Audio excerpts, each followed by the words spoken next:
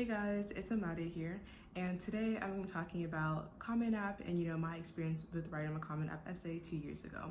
So for the first thing, I wanted a topic that was really original. I tried avoiding cliches that I found in my life, and I wanted to write an essay that no one else would have written about except for me. So I decided to write about my hair. And the second thing with my essay, I wanted to tell a personal story. So when it comes to your college application, all these admissions boards can see who you are as a person, well, as a student, your stats, your grades, your extracurricular activities, but that doesn't really mean they know you as a person.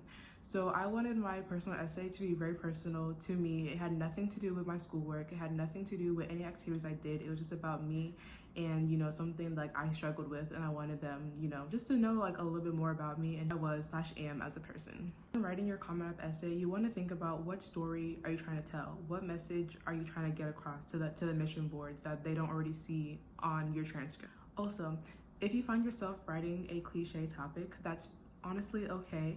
Just make sure that you write it in a way that only you can talk about it. It's very unique and personal to yourself.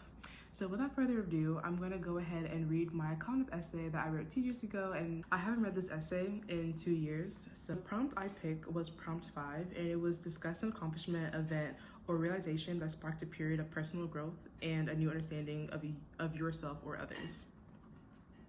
So here it goes. I like holding on to things. Growing up, I never found anything wrong with trying to salvage everything I owned. I have a suitcase stuffed with artwork, projects, and papers from over 12 years of schooling, and I also have piles of clothes occupying my room, the basement, and even my car. My friends joke around and tell me that I'll make a good participant on the television show, Hoarding Buried Alive. While I brushed this comedic notion away during my early teens, I began to realize that the fixation I have for my personal items took a twisted turn and became a fixation on myself. In 2013, I decided to trade in my heat-damaged and lifeless curls for the hope of growing a beautiful afro. Initially, I was hesitant about cutting my hair.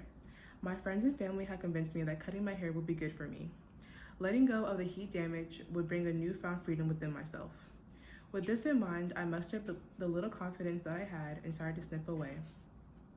Some say they feel inferior when they cut their hair.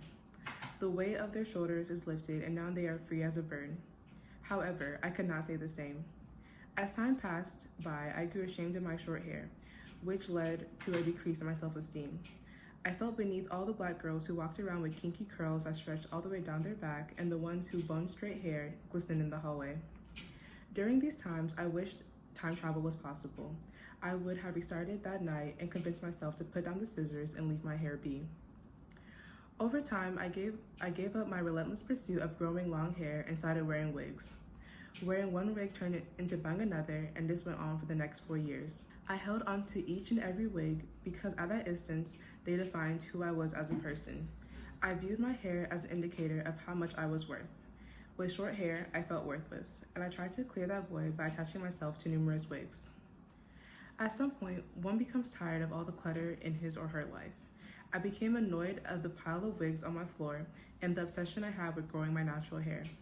For the first time, I felt boxed in and realized that holding onto everything was not beneficial. The clutter I had grown accustomed to was interfering with my growth as an individual. I told myself that enough was enough.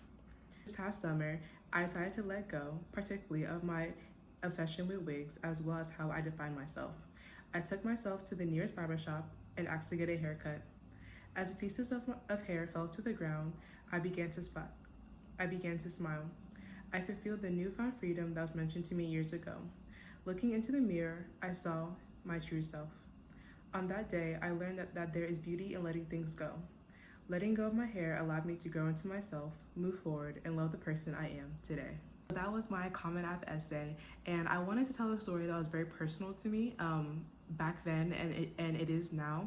And I really want to talk about my hair because I felt like that's not a topic that most admission offices come across, and I wanted to be, I wanted to stand out in that aspect.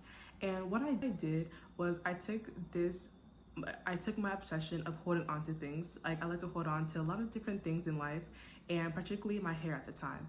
I really wanted to have like long hair. I wanted just to keep my hair, and I didn't want to cut it in the beginning.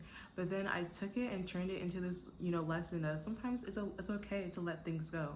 And through that, like through me letting my hair grow, through me cutting my hair a second time, I realized, that my hair doesn't define me.